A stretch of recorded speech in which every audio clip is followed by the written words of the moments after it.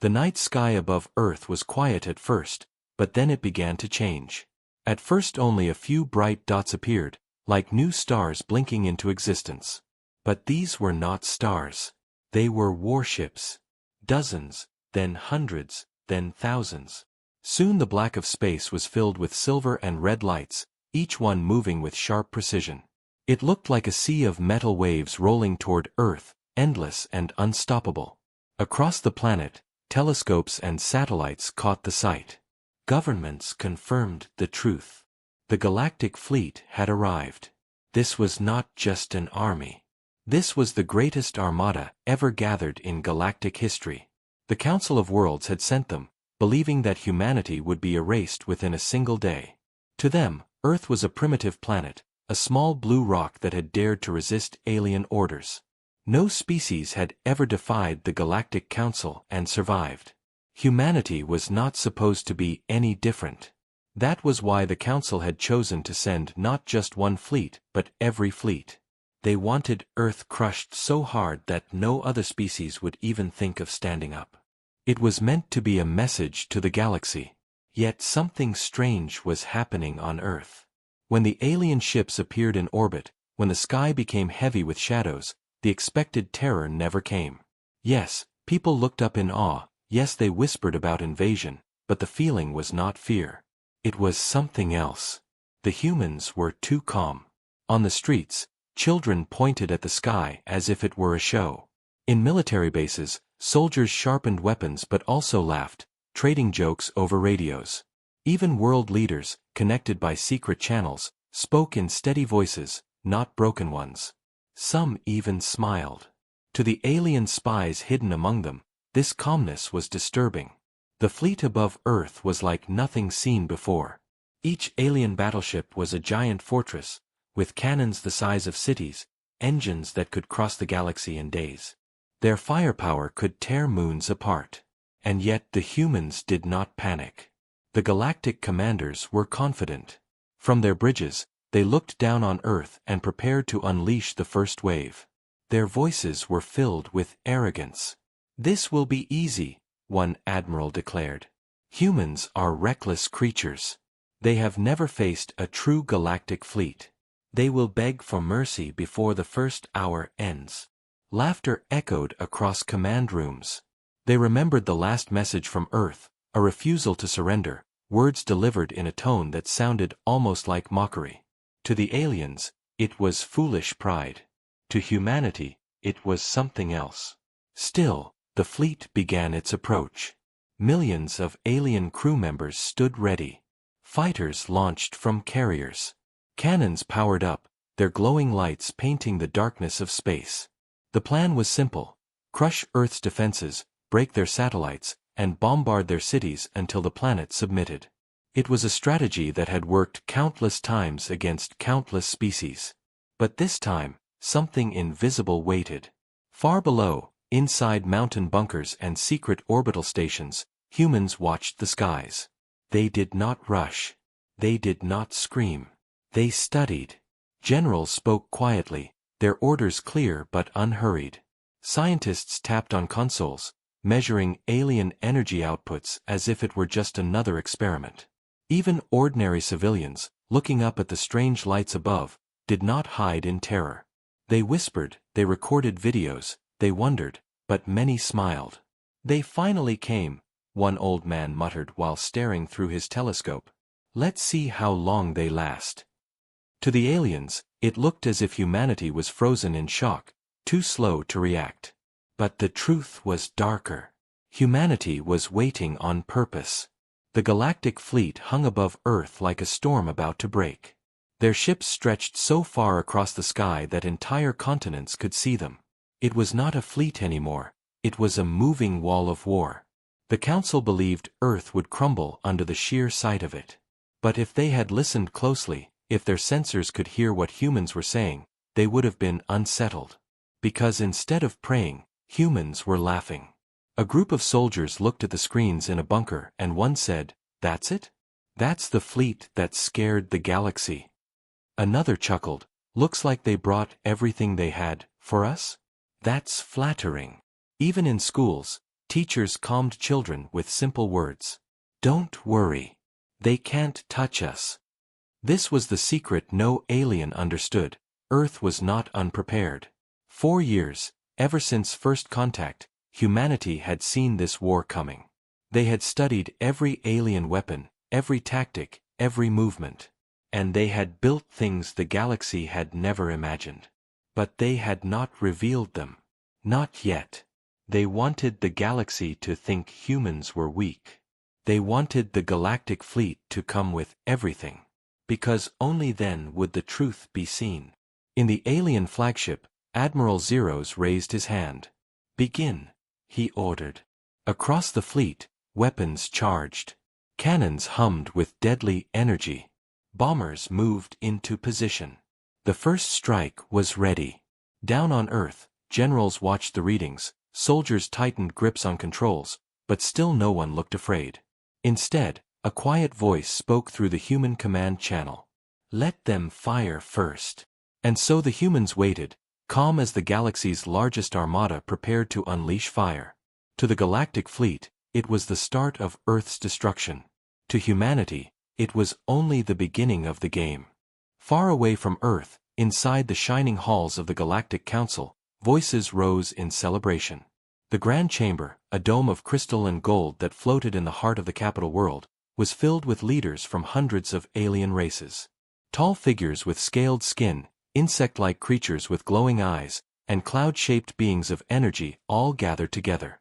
They looked up at the great holoscreen that showed the dark planet Earth and the mighty fleet above it. The vision of millions of warships circling the blue world gave them confidence. To them, the war was already won. One counselor, a towering insect lord, laughed and clicked his mandibles. See how they just stare at the skies? The humans are frozen. Their silence is proof of their weakness. Soon they will scream for mercy. Another, a lizard-like ruler with bright golden eyes, added, the fleet is unstoppable. The humans refused surrender. They brought this fate upon themselves. It will be over before the sun sets on their world. Applause and sounds of agreement filled the hall. The council had never been more united. Normally they argued for days about taxes, trade, and control. But against Earth, their voices spoke as one. They believed humans were reckless, foolish, and arrogant. A race that had risen too quickly. A race that had built ships when they should have bowed. Now they would be punished, and that punishment would be so great that no other young race would ever dare resist again. But among the loud cheers and arrogant speeches, a few quiet voices remained uneasy. In the corner of the chamber, a smaller counselor shifted nervously. He belonged to the Kyrians, a thin species known for intelligence and logic. He raised his long fingers and spoke. I have studied humans. They do not act like other species. They adapt too fast. They are unpredictable. His words were ignored. Another counselor waved a dismissive hand. They are children compared to us. They can adapt all they like. It changes nothing. The fleet is too powerful. Laughter followed. The warning was forgotten.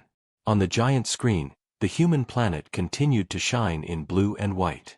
Above it, the alien fleet's formation stretched like a blanket of stars. Every ship gleamed with weapons ready. It was a sight that would normally strike fear into any world. The council took pride in it.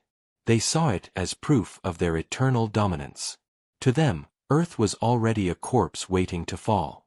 We must prepare the announcement, said the council speaker, a massive creature covered in shimmering metal plates. His deep voice shook the chamber. As soon as Earth falls, we will send word to the galaxy. Let all species know that disobedience ends in death. The chamber roared with approval. Already, plans were being made for how to divide Earth's lands and resources. Some spoke of harvesting its oceans, others of enslaving its people, others of breaking the planet apart for its minerals. To them, victory was certain, and greed began to rise like fire. But still, the nervous Kyrian whispered again, almost to himself. Why are they so calm? He had read the reports. Spies on Earth had sent strange messages. They described humans laughing even as the fleet appeared. Soldiers joking while watching the sky. Children pointing without crying. Civilians recording videos as if it were entertainment. No panic, no chaos, no mass surrender. Just silence and steady faces. It made no sense. In past conquests, fear always spread like wildfire. Entire cities would fall to despair the moment a single alien ship arrived. But here, even with the largest fleet in history above them, humans were calm. The counselor tried once more. I say again, Speaker, humans do not act like others. They may have something hidden. They may have prepared. But this time the entire hall burst out laughing. A wide-winged avian counselor mocked him. Do you think these primitive creatures have hidden fleets? Do you think they could outbuild the galaxy itself? Impossible. They barely reached the stars a century ago. Another added, if they had anything worth using, they would have shown it already. No, my friend, you give them too much credit. The chamber agreed. The confidence was like iron. None could imagine a future where Earth survived. Meanwhile, the giant holoscreen showed the fleet charging weapons, preparing for the first strike. The glowing energy of millions of cannons began to rise, coloring the dark void with shades of red and green.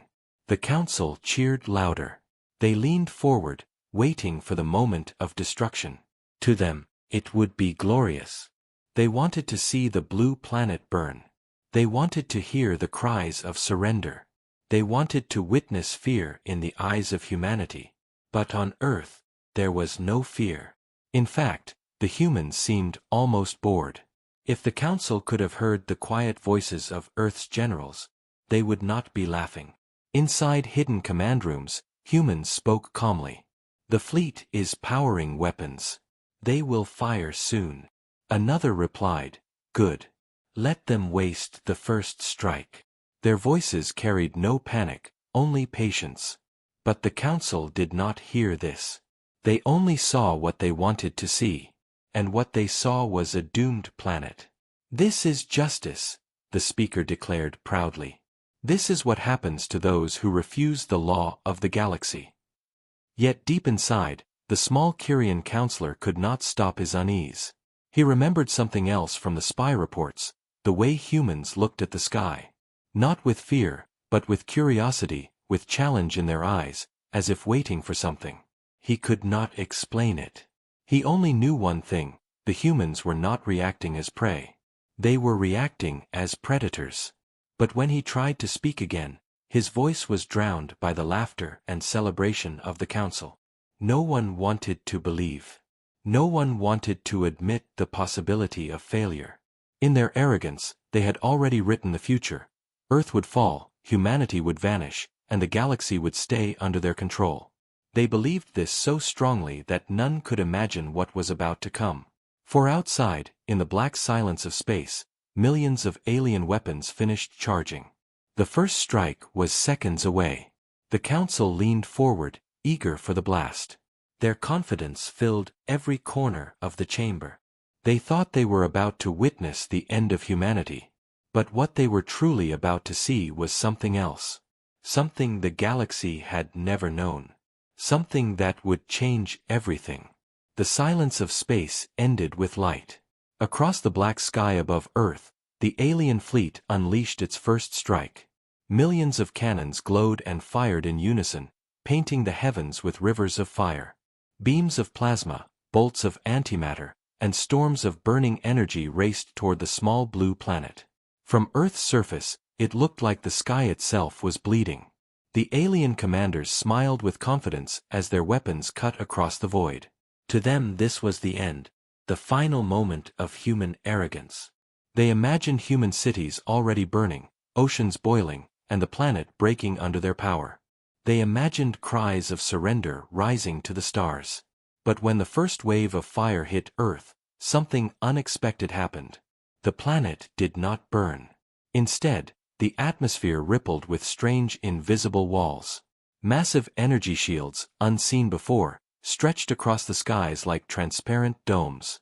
The alien weapons slammed into them, exploding in brilliant flashes of color, but the shields held firm. On Earth's surface, people looked up and gasped, not in terror, but in awe. The sky lit up like fireworks, turning night into day. For a moment, it looked like a festival, not a war. The alien commanders stared in disbelief. Their sensors confirmed the truth. Their most powerful weapons had struck, but the damage was almost nothing. The shields shimmered faintly and then stabilized as if brushing off dust. One alien admiral roared in frustration. "Impossible! No world can stop a strike of this size." His crew scrambled, checking data, but the results did not change. The humans were protected. On Earth, inside hidden command bunkers, generals and soldiers exchanged quiet smiles. "Shields are holding," one officer reported calmly. "Enemy weapons neutralized." Another chuckled through his headset. That tickled. Laughter spread across the control rooms. They had known the attack would come, and they had prepared for it.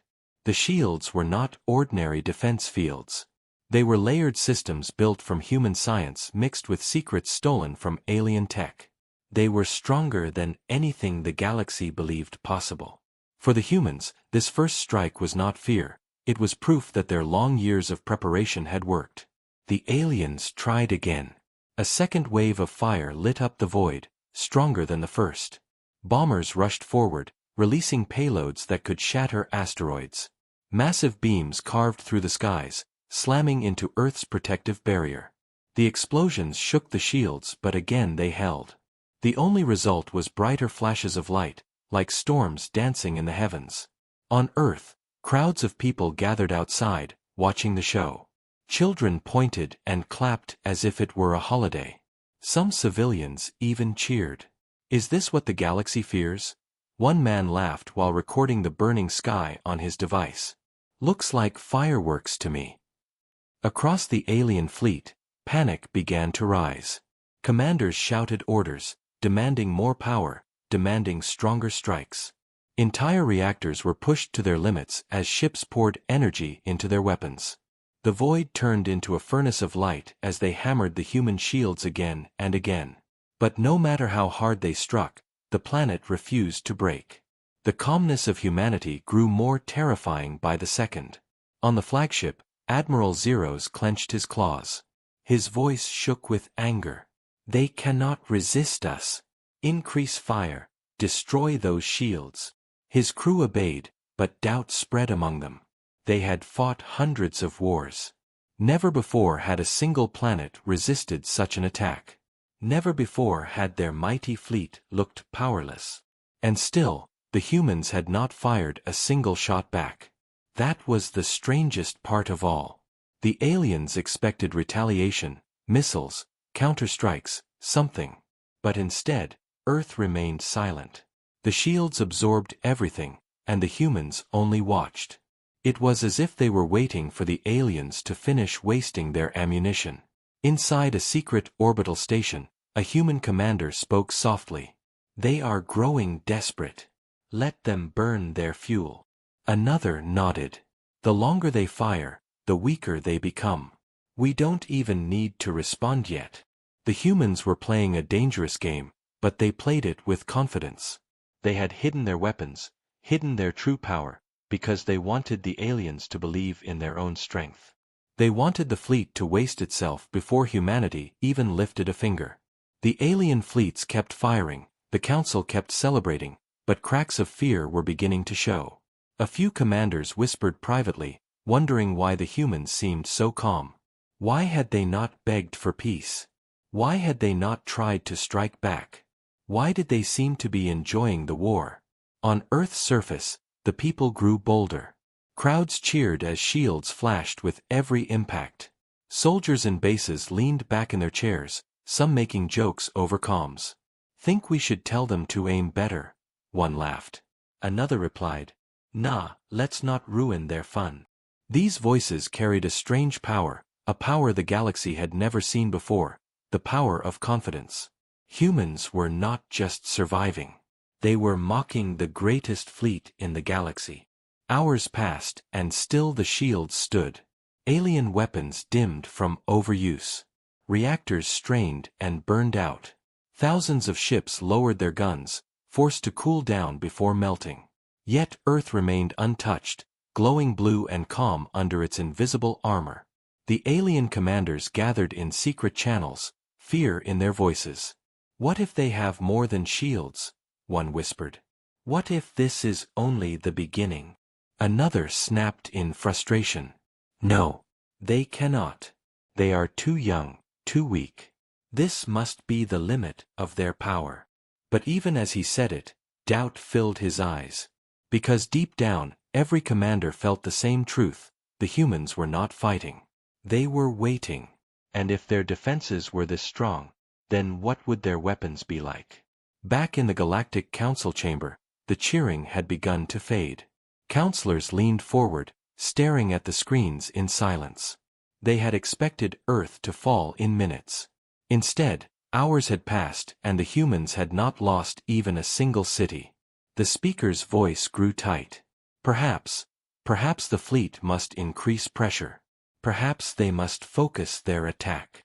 But the nervous Kyrian counselor whispered again, his voice trembling with the weight of truth. "No. Do you not see? They are letting this happen. The humans are not defending in fear. They are defending in patience. They are waiting for something." His words were ignored again, but the silence in the chamber proved that others had begun to feel the same fear. Back above Earth, the alien fleet slowed its fire. The endless light of burning weapons finally dimmed. Smoke and glowing debris drifted in the sky, but the planet below remained untouched. And then, in that silence, for the first time, a human voice cut across the communication channels. It was calm, steady, almost amused. "Is that all you've got?" The galaxy froze. The alien fleet hung in silence after their endless storm of fire had failed. Their weapons were drained, their ships overheating, and their confidence shaken. Across command bridges, alien officers argued in panic. How could a primitive planet resist such power? How could shields stand against millions of strikes? No answer came, only the truth they all feared: Earth was still standing, untouched, calm. Then the humans moved, but not in the way anyone expected. In the hidden bunkers and command stations, generals finally gave the first order. Yet instead of unleashing their vast armies, instead of sending countless ships into space, they released only one. A single vessel rose from Earth's surface, cutting through the atmosphere like a silent blade. It was small compared to the galactic warships above, almost laughable in size. To the aliens it looked like a joke, a mistake, perhaps even an insult. The massive fleet stared at the lonely ship as it drifted into their formation. Alien crews burst into mocking laughter. "Is this their answer?" One commander sneered. "One ship against millions." Another added, "Perhaps it is a messenger coming to surrender." That would make sense. They are hopeless, after all. Across the council chamber, the leaders cheered again. Their earlier fear vanished at the sight of the tiny vessel. To them, it was proof that the humans had finally accepted reality. "They are surrendering," one counselor said with a cruel smile. "The show is over. The game is won." But the humans were not surrendering. The small ship kept moving, gliding silently into the heart of the fleet.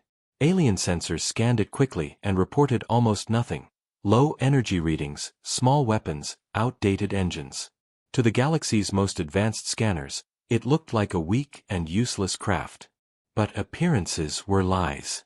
Inside the small human ship, the crew sat in silence. Their faces were calm, their voices steady. "Target locked," one whispered. "Engines stable," another replied. The captain, an older man with tired eyes, gave a small nod. "Let's begin." With those words, the single ship came alive. The quiet hull lit up with strange patterns of energy, sharp blue lines racing across its surface. Suddenly the small readings exploded into massive signals that stunned alien sensors. Power surged through the craft like the heartbeat of a giant. Weapons unfolded from hidden panels, sleek and glowing with deadly light. And then, before the alien fleet could react, the ship attacked. A single blast of light burst from its cannon, brighter than a star. It struck an alien battleship and tore through its shields as if they were paper. In one instant, the massive ship split apart, breaking into fire and fragments that tumbled into the void. The alien fleet froze. No one moved, no one spoke. They had just seen one of their strongest warships destroyed in seconds by a vessel they had mocked as weak. Panic rushed through the ranks. "What was that?" a commander shouted. "How is this possible?" The small human ship fired again, and another battleship exploded. Then again, and again. Each shot was fast, precise, and merciless. Alien formations broke apart as entire sections of their fleet vanished under the weapon's fury. In less than a minute, dozens of ships were gone. The alien fleet, once confident and arrogant, now looked like prey trapped in a hunter's jaws. On Earth, crowds erupted in cheers as they watched the battle unfold on screens. Children shouted in excitement, soldiers clapped their hands, and civilians laughed with relief. The single ship had become a symbol of human defiance, a blade cutting through the heart of the galaxy's pride. In the Galactic Council chamber, silence replaced laughter. The counselors stared at the holoscreen in disbelief as alien warships were reduced to ashes by one human craft. Their mouths hung open, their voices frozen. The nervous Kyrian counselor finally spoke again, his voice heavy with dread. "I warned you. Humans are not like others. This is not surrender. This is the beginning." But still the council refused to fully accept the truth. "It is only one ship," one counselor shouted, trying to calm himself. "Yes, it is strong, but the fleet has millions. They will destroy it soon." Yet deep down, even he did not believe his own words. Because the humans were not even using their full strength. The lone vessel tore through the alien formation with almost playful precision. Every time the aliens tried to surround it, the ship darted through their ranks with speed that sensors struggled to follow. Every time they fired back, the small ship twisted away, dodging beams and missiles with impossible grace. It was as if the craft already knew their every move. The alien fleet descended into chaos. Admirals screamed orders, fighters swarmed to intercept, and battleships locked their weapons on the lone intruder. But no matter what they did, the human ship could not be caught. In fact, it seemed to grow faster with every strike. On its bridge, the captain smiled faintly. "They're confused," he said. "Keep it that way." The crew laughed softly, not in arrogance but in quiet confidence. They were not afraid. They knew their ship was unlike anything the galaxy had seen. Finally, one desperate alien commander ordered his entire squadron to ram the human vessel. A wall of heavy cruisers surged forward, engines burning bright. The council cheered again, believing this would be the end. But the single ship released a sudden burst of energy, a wave of light that rippled through the void. The cruisers froze, their systems dead, their engines silent. Then, as if struck by an invisible hammer, they shattered into pieces. The human ship had destroyed them without even firing a cannon. On Earth, the generals nodded slowly, their faces calm. "The test is working," one said. "Our technology performs as expected." To them, this was not desperation. This was practice. They were using a single ship not because they were weak, but because they wanted to show the galaxy a taste of their power without revealing everything at once. The alien fleet had come expecting surrender, but what they faced was humiliation. The greatest armada in history was being cut apart by one vessel, and humanity still had not taken the war seriously. On the council screen, more ships exploded, more fire spread across the void, and still the humans did not stop. Finally, in desperation, Admiral Zeros roared through the comms. "Destroy that ship! All ships, focus fire!" Thousands of weapons turned toward the lone human vessel, the entire fleet pouring its hate and fear into one target. But before they could strike, the human captain whispered 3 words. "Now we show." The ship vanished in a flash of light, faster than any alien eye could follow, and reappeared inside the core of the enemy formation. Its cannons glowed once more. And then, with casual precision, it began to tear the fleet apart from within. The great galactic fleet was no longer a wall of order but a storm of chaos. The moment the single human ship tore through their formation, everything collapsed. Thousands of alien ships broke rank, scattering in fear as explosions spread across the void. Commanders shouted, voices cracking with panic, as screens filled with fire and static. Their sensors could barely track the human vessel. It moved too fast, too unpredictable, striking from one side and then vanishing to reappear on the other. Every shot it fired ended in another destroyed battleship. The galaxy's strongest fleet, the pride of the Council, now looked like frightened prey. Across the flagship's bridge, Admiral Zeros slammed his claws against the console. "Hold formation. Do not break," he roared, but no one listened. Officers scrambled, pilots screamed, captains begged for orders that no longer mattered. Fear had taken control. For the first time in galactic history, the mighty Armada was losing not to an empire, not to a swarm, but to one ship. On Earth, laughter filled the bunkers. Soldiers leaned back in their chairs, watching live feeds as alien ships died in bursts of fire. One whispered, "They're running already." Another chuckled, "I thought this would be harder." Their calmness made the battle even stranger. To them it was not a war, it was entertainment. They still had fleets hidden, weapons sleeping, armies waiting. Yet here the galaxy's most powerful force was falling apart before those reserves were even touched.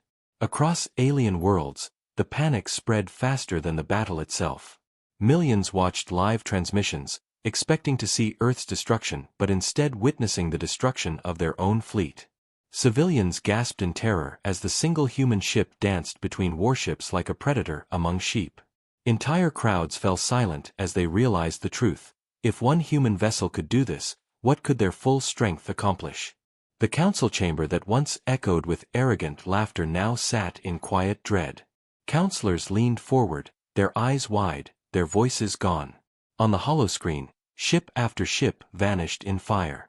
No one dared speak, except the nervous Kyrian who whispered the words all of them feared. "The humans are not fighting seriously. This is only a fraction of what they hold." But the speaker silenced him with a wave, though even his voice trembled. It is just one ship. Perhaps they are using a rare weapon. Our fleet is still vast. They cannot fight forever." His words sounded hollow, even to himself. Back in space, the truth was clear. The alien fleet could not match the speed, the precision, or the strange energy that powered the human craft. Their weapons could not lock on, their shields collapsed at the first hit, their formations shattered every time they tried to regroup. It was like chasing a shadow that struck back with the force of a star. Admiral Zeros tried one last desperate command. "All ships, surround it. Cut off its escape." Dozens of warships moved to encircle the lone vessel. For a moment, it looked as if they had trapped it. The council gasped in hope, waiting for the strike that would finally end the human craft. But then the small ship flickered with light and vanished, reappearing instantly behind the encirclement. Before the aliens could even turn their weapons, the ship fired 3 quick bursts. 3 massive cruisers exploded in flames, their wreckage scattering into the fleet. The formation collapsed once more. The alien crews screamed in horror. Panic spread like fire. Entire squadrons turned their engines and fled without orders, their captains too terrified to continue. Others fired wildly at empty space, wasting ammunition on shadows. The once perfect fleet was no longer an army, it was a frightened mob. On Earth, generals watched with calm expressions. "They've lost control," one said. "It won't be long before they retreat." Another added, "And this is only the beginning." The alien fleet was not only losing ships, it was losing its pride. The galaxy had always believed in the Council's invincible power. That belief was breaking apart ship by ship, flame by flame.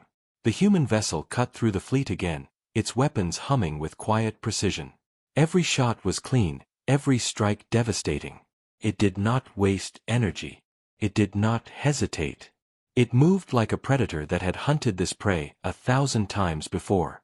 Admiral Zeros roared in fury, his pride burning even as his fleet died around him. "We are the galaxy's law. We cannot be defeated by these savages." But even as he screamed, his voice was drowned out by the cries of his crew begging for retreat. The Council's arrogance had brought them here, and now their fleet was paying the price. Entire sectors of ships vanished in flames, leaving gaps so wide that formations no longer existed. Panic became complete. Some commanders ordered surrender. Others tried to ram the human craft in desperation. But every attempt ended the same way, with explosions scattering across the void. On the surface of Earth, ordinary civilians cheered. They could see the enemy falling apart. Children clapped as ships burst into fireworks above the sky. Families pointed at the burning trails and laughed, their fear gone completely. For them, the war no longer felt like survival. It felt like victory. Across alien worlds, however, fear grew like poison. Civilizations that had always trusted the Council's power now realized it was fragile. They whispered in fear, wondering what would happen when humanity's full force was revealed. Because deep down they all knew this truth, the humans had not yet taken the war seriously. This was only one ship. One small piece of their strength. If one ship could break the galaxy's strongest fleet, then what would 1,000 do? What would a hidden armada unleash? Back in the council chamber, the silence was unbearable. The screen showed endless flames, endless ruin, and one small ship moving like a ghost through it all. Counselors stared in horror as their fleet crumbled. One finally spoke in a broken voice. We have made a mistake." The Kyrian counselor lowered his eyes. "No," he said softly, "you have made history's greatest mistake. You forced the humans to show us what they can do." And in the void above Earth, as the alien fleet collapsed in panic and terror, the human ship's captain gave a quiet command. "Hold fire. Let them run. Let them tell the galaxy what they saw." The ship slowed, drifting in silence, as the once unstoppable fleet scattered in every direction like frightened animals. Humanity had won without even trying, and the galaxy had only begun to understand what that meant. The alien fleets had scattered like broken glass, but the galaxy's fear did not end in the silence that followed. In fact, it grew heavier. Every world, every empire, every council chamber was now filled with one burning question. Why were the humans not afraid? The galaxy had always believed fear was natural. Even the strongest species feared the unknown, feared death, feared defeat. But humanity, from the very beginning of this war, showed something different. They did not tremble when the fleets appeared. They did not bow when the council demanded surrender. They did not panic when thousands of ships filled their skies. Instead they watched, they smiled, and they prepared. Across alien worlds, leaders gathered in secret chambers, speaking in whispers. "Why are they not afraid?" asked the chieftain of the Varkal. His voice cracked with unease. "Do they not understand what they face?" Another replied, "No, they understand. That is what terrifies me. They see our strength and still laugh." But far away, on Earth, the reason was simple, and it came from their history. For thousands of years humans had lived with fear. Fear of storms, fear of hunger, fear of disease, fear of wars that threatened to end everything. And every time they endured. Every time they adapted. Every time they stood again. Fear had shaped them, but it never controlled them. Fear became a tool, a teacher, something they used to grow stronger. So when alien fleets came, humanity did not see terror. They saw another challenge, another storm, another predator to outlast. Deep beneath the surface of Earth, in hidden bunkers where leaders and soldiers gathered, the truth was spoken clearly. General Marcus stood before a wall of glowing screens showing the chaos of the battle just past. His voice was calm, steady, like a man explaining something as simple as the weather. "They think fear is a weapon," he said. "But they do not understand. Fear does not break us. It makes us sharper." Around him soldiers nodded, their eyes clear and unwavering. Not one showed hesitation. Not one trembled. Across alien networks, intercepted transmissions showed laughter from human bunkers, calm discussions about tactics, even jokes about the enemy's confusion. To alien minds, it was madness. To humans, it was normal.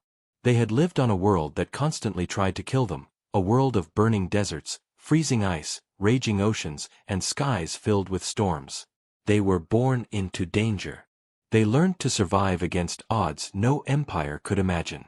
And now, standing against the Council's armada, they simply treated it as another trial. On the Council's flagship, the surviving admirals argued. Their voices were loud, filled with panic. They should have feared us. They should have surrendered at the first sight of our ships. One roared. Another slammed his fist on the table. But they did not. They faced us with smiles. That is not natural. Silence followed until Admiral Zeros, scarred and bitter from watching his fleet collapse, spoke in a low voice. They are not like us.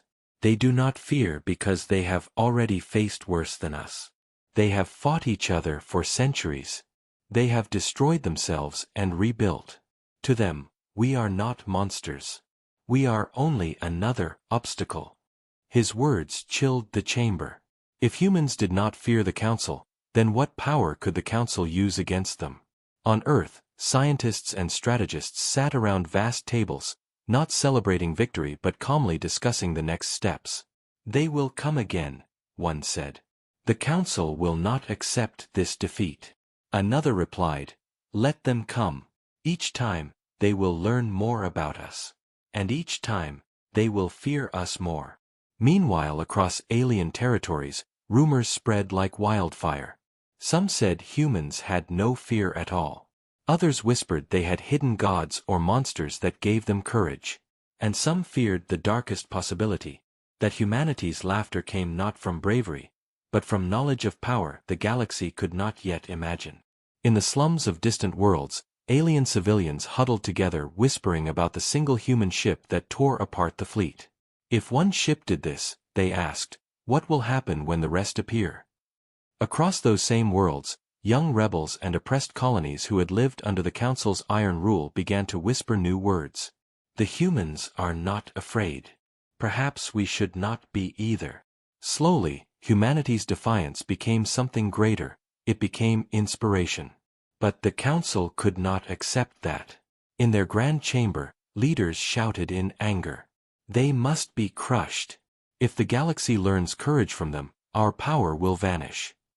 Yet no matter how loudly they spoke, the truth remained.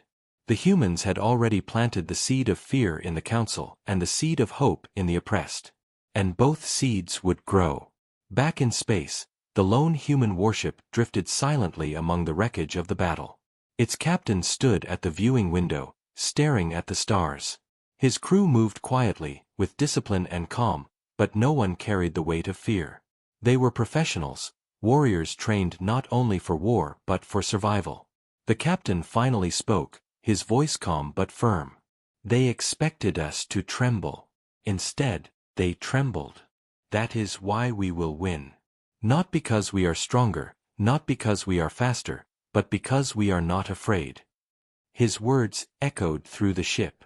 Every crew member felt them like a promise, like a truth that could not be broken. And far away, in alien strongholds, fear only deepened. The galaxy had always believed the Council's strength was enough to control everyone. But strength alone meant nothing against those who had mastered fear. The humans had turned fear into a weapon, and now they wielded it without mercy. Across the stars, as alien fleets tried to regroup, as councils planned their next desperate move, the question repeated endlessly. Why are the humans not afraid? And each time the answer grew clearer, because fear was their oldest companion, their oldest enemy, and they had already defeated it long before the galaxy ever dared to challenge them. The galaxy had changed forever, and everyone knew it, even if they did not want to say it aloud, for the Council's fleets were shattered, and their pride was broken, and the memory of a single human warship ripping apart an armada haunted every leader, every soldier, and every common citizen in the stars. Rumors spread faster than light, and in those whispers the same words returned again and again. Humanity was not afraid. Humanity was not weak. Humanity was coming. The Council tried to pretend nothing had Changed, they gathered in their golden halls and gave speeches about strength and control. They ordered new ships built. They commanded their admirals to strike back. They sent messages across the stars saying the humans would soon be punished, but their words carried no weight. Their soldiers obeyed, but their eyes were filled with doubt. Their civilians listened, but their hearts no longer believed because the truth was too powerful. The council had shown its might, and humanity had survived it. Humanity had laughed at it. Humanity had crushed it, and once fear had shifted, once the image of invincible council fleets was broken, it could never be repaired. Cracks began to appear across the galaxy. Empires that had once bowed to the council began to question why they should obey. Colonies that had suffered under their rule began to whisper of freedom, and rebellions rose like sparks on dry wood. Every spark carried the same fuel, the sight of human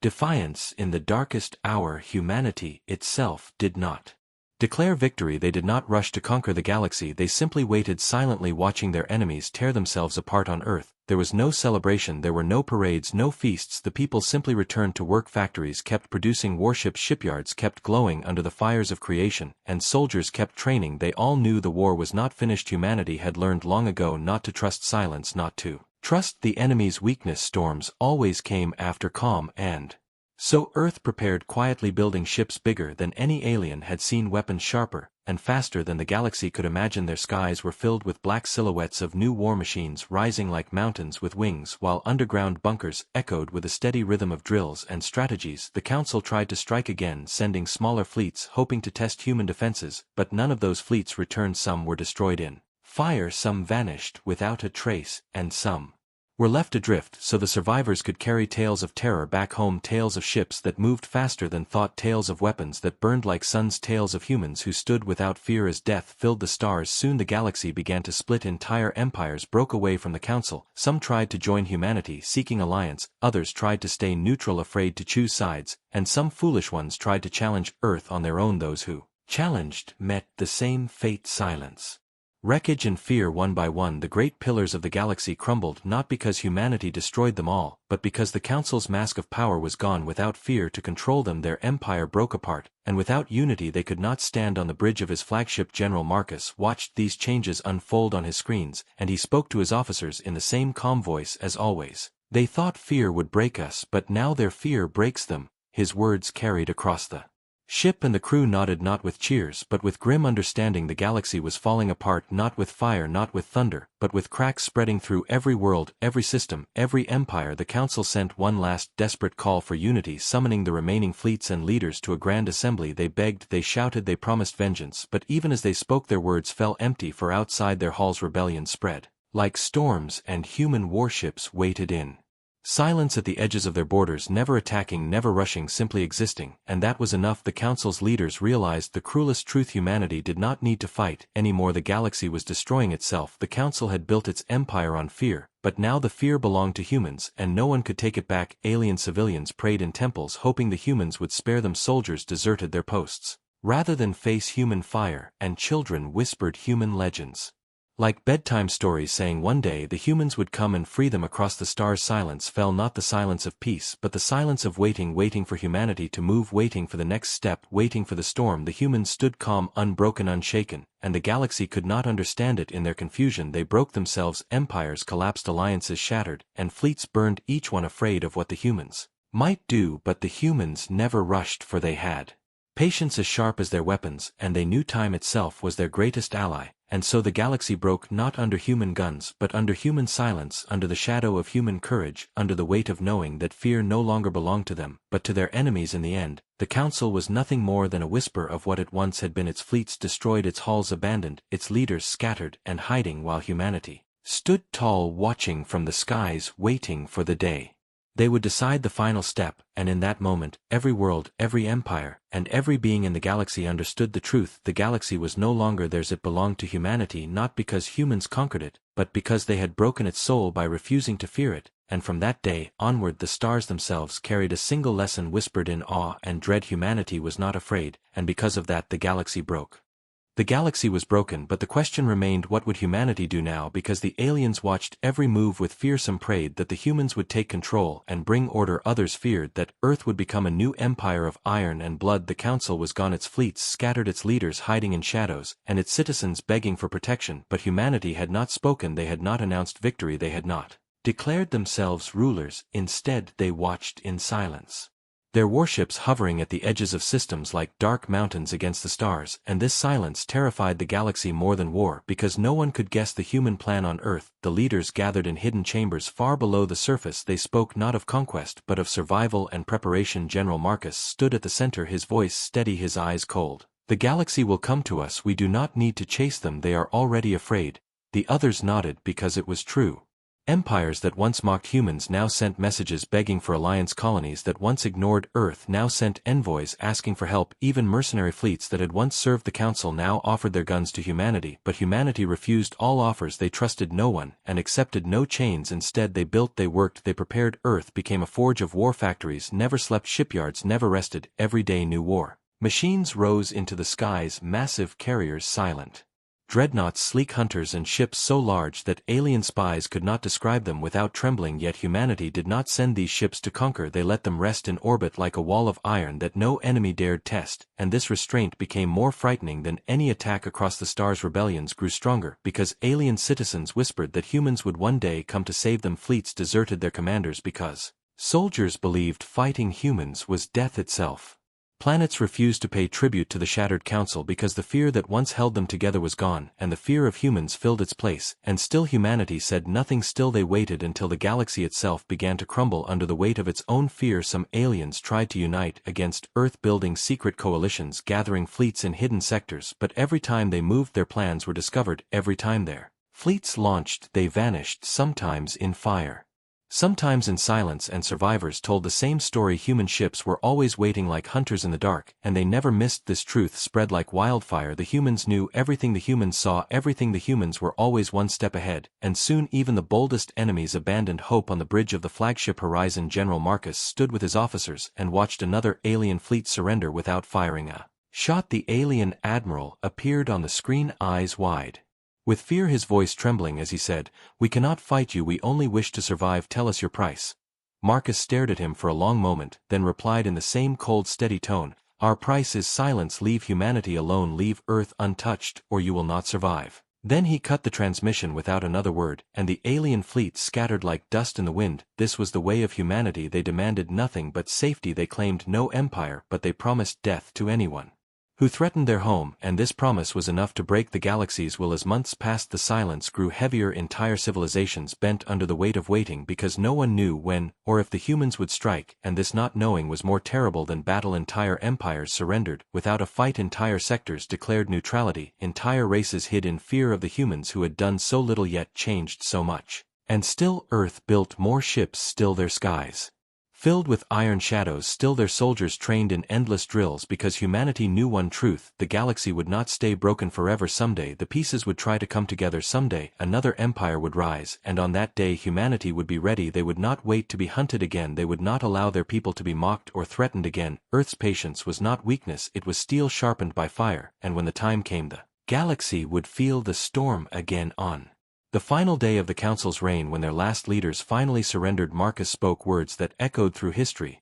"We did not want this war, but you brought it to us. You thought we would kneel, you thought we would fear, but we are human, and humans do not kneel to anyone. Remember that when you speak our name." Those words traveled farther than any weapon, farther than any fleet, and they carved themselves into the hearts of the galaxy. From that day onward, the stars carried the same truth. Humanity was not just another race. Humanity was the shadow in the dark, the silence before the storm, the unbroken wall at the heart of the galaxy, and no empire, no fleet, no power could take that away. And so humanity stood watching the galaxy shatter, watching empires collapse, watching worlds burn, not with joy, not with sorrow, but with the calm patience of a predator waiting for the next challenge, for the next battle, for the next fool who would dare test them. And as the stars turned and time passed, every alien, every world, every empire whispered the same warning to their children: never wake the humans.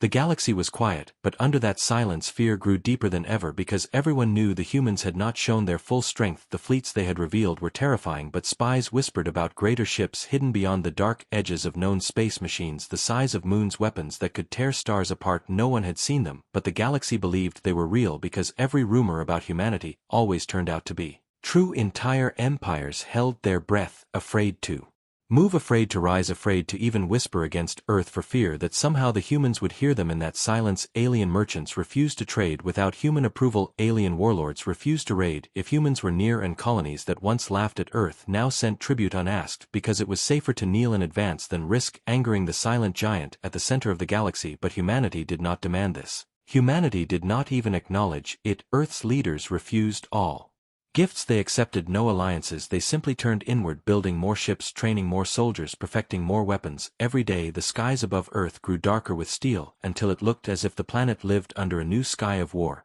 And still they did not strike, still they waited, and this waiting drove the galaxy into madness, because every alien leader asked the same question: why do the humans not attack? Some said they were preparing for something greater, some said they had already conquered in spirit because no one dared oppose them, and others whispered the most terrifying thought of all, that humanity simply did not care. They did not want to rule, they did not want revenge, they wanted only to exist in peace. But if that peace was broken, the galaxy itself would burn. Alien historians studied Earth's past, and what they discovered only deepened the fear. They found that humans had fought countless wars against themselves before they ever reached the stars. They had destroyed each other's cities, nations, armies again and again for thousands of years, yet they survived. They grew stronger, they advanced faster every time, and when they finally looked to the stars, they carried that same fire with them. No empire, no council, no race had such history of endless struggle. No race had been forged in such constant fire, and aliens began to whisper a single phrase that spread across systems like a shadow: war is their nature, and survival is their law. This phrase reached even the hidden leaders of the broken council, who trembled because they now understood why their fleets had fallen, why their empires had shattered. The humans were not stronger by accident, they were stronger because their entire history was made of surviving the impossible. But not everyone accepted this. Some alien warlords could not live under fear. They gathered secret fleets in the dark edges of the void, planning to strike humanity before Earth became truly unstoppable. They thought they could unite, they thought they could surprise, but humans already knew when the fleets moved. The stars themselves seemed to betray them, because the humans were already there, hidden in the dark, waiting. When the alien ships emerged from hyperspace, they found human warships surrounding them like a wall of shadows. There was no warning, no mercy, no speeches, only fire. Beams cut through ships, missiles tore through armor, and in minutes entire fleets became burning wrecks drifting through the void. Survivors fled carrying the story, and the story spread faster than light itself. Humanity always knew, humanity always watched, humanity never missed. From that day, no one dared speak of rebellion again, because they understood that even their thoughts might already be known by Earth. On the horizon, General Marcus listened to reports and gave no speech of victory. He only said the same cold words: "Do not approach our home, do not test us." And then he dismissed the meeting without another glance. To him, it was not glory, it was survival, and that simple truth was more terrifying than any empire's ambition, because humans did not care about ruling, they cared only about defending, and in defense they were unstoppable. Across the stars, alien children grew up hearing the same warnings from their parents: never anger the humans, never wake the storm, never speak their name without respect. And in this way humanity became more than a race, they became a shadow, a legend, a force woven into the very heart of Galactic. Thought no one dared test them, but all knew that one day someone would, and when that day came, the galaxy would burn brighter than ever before. And in the silence of Earth, as factories worked, as soldiers trained, as ships filled the skies, humanity prepared for that day with patient fire, waiting, watching, knowing that fear itself was now their greatest weapon, and that the galaxy had finally learned the truth. The true name of fear was humanity. The galaxy had waited for years, holding its breath in fear of the humans. Every empire, every council, every warlord lived under the shadow of Earth. No one dared move without asking themselves a single question: what if the humans are watching? But silence could not last forever. Deep within the broken ruins of old powers, a secret alliance was born. Desperate leaders from shattered empires met in hidden stations and spoke in whispers. They could not accept a galaxy ruled by fear. They could not accept living as shadows under humanity, so they built one last fleet, larger than anything ever gathered before. It was a desperate gamble, a final throw of the dice to prove that humans were not gods. They built weapons designed only for one purpose: to break Earth itself. And when their fleets finally launched, the galaxy trembled, not because of hope, but because of terror. Everyone knew that if they failed, then nothing could stop humanity again. Millions of ships burned across the void, heading for Earth, and for the first time since the war began, the humans reacted before the enemy arrived. Across every human world, alarms sounded. Fleets rose from the dark like mountains of steel. Engines flared brighter than suns, and weapons powered with endless fire. But what terrified the galaxy most was not the size of the human fleets, it was their silence. No speeches, no threats, no warnings. Humanity did not even acknowledge the invaders until the First alien ship crossed the boundary of Earth's outer defenses then. The sky answered, the horizon led the defense, standing in the front like a titan of war. General Marcus gave a single order: engage and end this. And the void exploded. Human ships moved faster than anyone believed possible. Formations shifted like storms. Beams of light cut entire lines of ships in one strike. Alien weapons fired, but shields held, and when they failed, humans did not retreat. They pushed forward closer and closer until they fought inside the enemy ranks, tearing fleets apart from within. The battle was chaos, but to the humans it was music. Every maneuver was perfect, every strike planned, no wasted fire, no wasted motion. The aliens screamed over comms, begging each other to hold formation, but they could not. They had never fought an enemy that treated war as life itself. Entire squadrons vanished under waves of missiles, entire carriers fell in firestorms, and still the humans advanced. The alien alliance broke apart. Faster than anyone expected, each empire began fleeing in panic. Abandoning allies, abandoning fleets, because they finally understood the truth. There was no victory, only survival, and even that was slipping away. Soon the void was filled only with wreckage, drifting in silence. Human ships stood untouched like shadows of gods. The battle that was meant to destroy Earth ended with Earth stronger than ever before. The horizon's cannons cooled, the fire faded, and General Marcus gave his last order: no pursuit, let them live with fear. And the silence that followed was louder than any roar across the galaxy. Survivors spread the tale. Humanity had faced the greatest fleet ever assembled, and had destroyed it, as if it were nothing. They had not taken the war seriously even now, because to them it was never a war, it was a warning, and the warning was clear. Humanity did not want to rule, humanity did not want to conquer, but if forced to fight they would fight until nothing remained. Alien leaders surrendered without being asked. Colonies swore loyalty without being threatened, because they knew that the only reason they still lived was because the humans allowed it, and in this way the galaxy was not ruled by Earth, it was ruled by fear and respect. Alien historians would later write that the day humanity answered was the day the galaxy was reborn. No one laughed at Earth again, no one doubted their strength again, because the humans had shown their final answer. They were not just another race, they were not an empire, they were survival itself, unbroken, unshaken, eternal. And as Earth turned quietly back to its skies, building even greater ships, training even stronger soldiers, the galaxy prayed that day would never come again when humans were forced to rise, because if it did there would be no galaxy left to tell the story, only silence, only fire, only the endless shadow of humanity, and that was the final answer.